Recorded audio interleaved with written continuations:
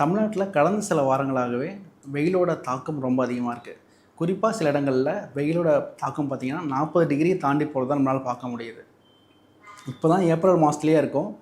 But இன்னும் வந்து பார்த்திங்கன்னா வர காலங்களில் இதை விட வெப்பம் அதிகமாகிறதுக்கு நிறைய வாய்ப்புகள் இருக்குது.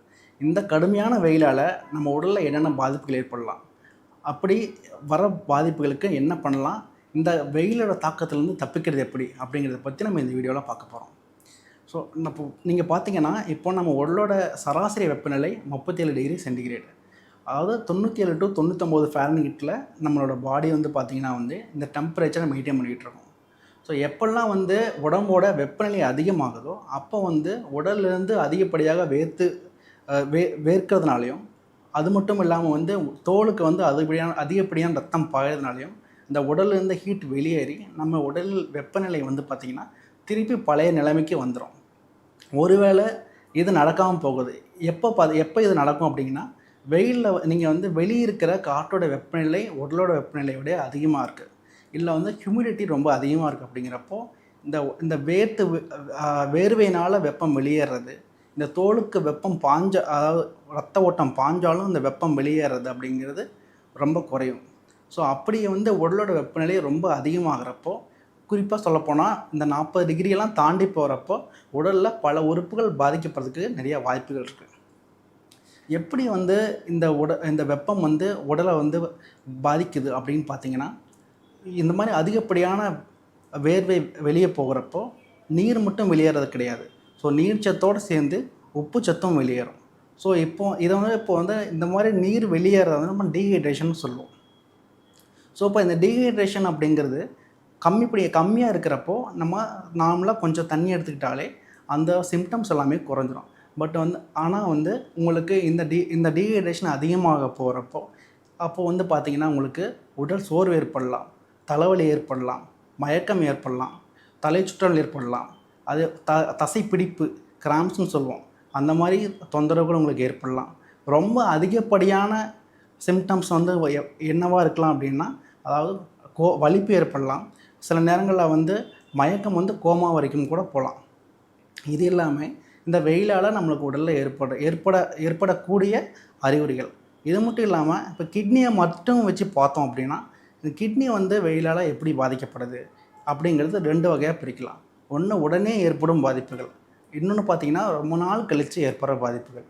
இந்த உடனே ஏற்படுற பாதிப்புகள் அப்படிங்கிறது என்ன அப்படின்னா, அதாவது டீஹைட்ரேஷனால் கிட்னி பாதிக்கப்படலாம்.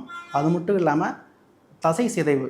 இப்போ வெயிலுக்கே பழகாத சில பேர் வெயிலில் அதிகமாக விளையாடுறப்பையோ இல்லை ட்ரெக்கிங் மாதிரி விஷயங்கள்லாம் பண்ணுறப்பையோ அந்த தசை சிதைவு ஏற்பட்டு அது கிட்னியை பாதிக்கிறதுனால உங்களுக்கு கிட்னி உடனே பாதிக்கப்படும். இப்போ நீங்கள் பார்த்தீங்கன்னா இப்போ லேட் எஃபெக்ட்ஸ் அப்படிங்கிறது என்ன அப்படின்னா, இப்போ இதே மாதிரி டீஹைட்ரேஷனை கண்டினியூஸாக இருந்துகிட்டே இருக்குது. நீங்கள் ரொம்ப நாளாக தண்ணியே குடிக்காமையே இருக்கீங்க. ஸோ அப்படிங்கிறப்போ உங்களுக்கு அதாவது கிட்னியில் கற்கள் ஏற்படலாம், ரீனல் ஸ்டோன்ஸ் வரதுக்கு வாய்ப்பு இருக்குது.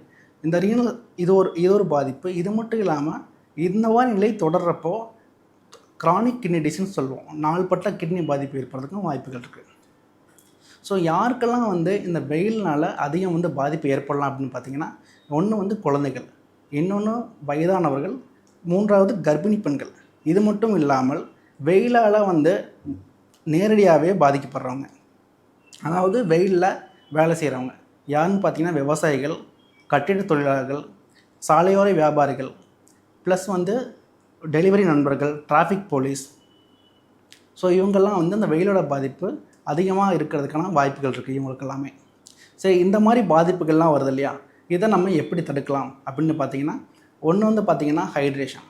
ஸோ ஹைட்ரேஷனுங்கிறது இப்போ ஃபிக்ஸ்டாக இப்போ 2லேருந்து 3 லிட்டர் வரைக்கும் ஒரு நாளைக்கு நீங்கள் குறைஞ்சது குடிக்கணும்.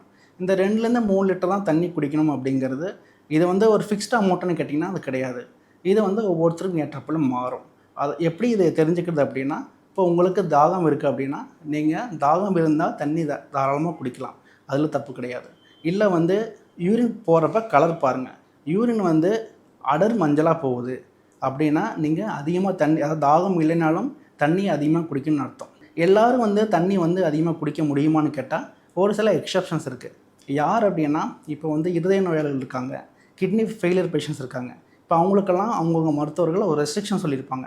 நீங்கள் வந்து 1.5 லிட்டர்ஸ் தான் தண்ணி குடிக்கணும், இல்லை வந்து இப்போ 500 ml 800 ml தண்ணி குடிக்கணும் ரெஸ்ட்ரிக்ஷன் இருக்குது.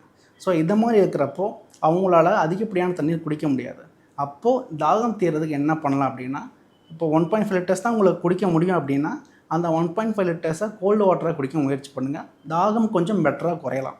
இல்லை வந்து அப்பயும் எனக்கு தாகம் அதிகமாக இருக்குன்னா இந்த கோல்டு வாட்டர் அப்போ வந்து நீங்கள் என்ன பண்ணலான்னா ஐஸ் கட்டி ஐஸ் க்யூப்ஸ் வந்து நீங்கள் வந்து நான் போட்டுக்கிட்டீங்க அப்படின்னா கொஞ்சம் அந்த டைமில் வந்து உங்களுக்கு அந்த தாகம் வந்து குறையும்.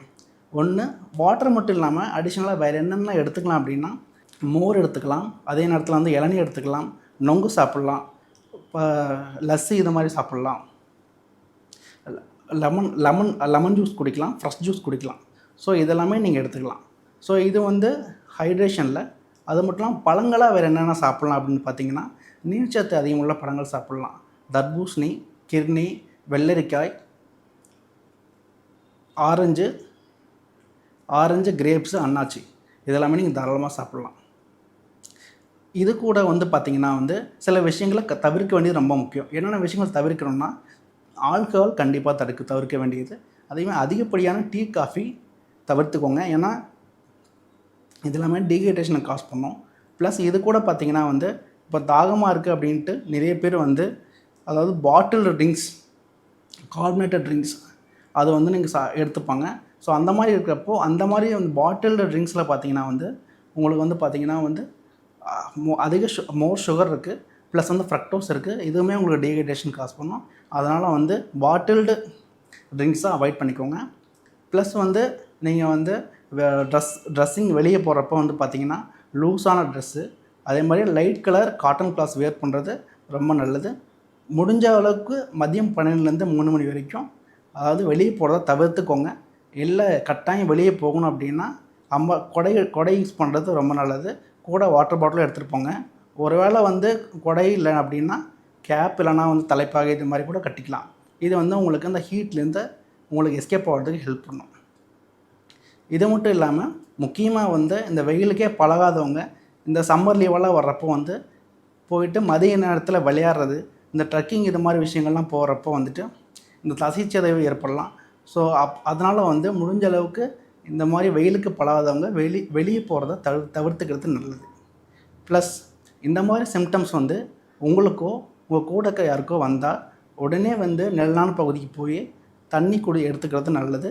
ஒருவேளை வந்து சிம்டம்ஸ் ரொம்ப அதிகமாக இருக்குது அப்படின்னா பக்கத்துக்கு இருக்கிற ஹாஸ்பிட்டலுக்கு போகிறது அட்வைசபிள்.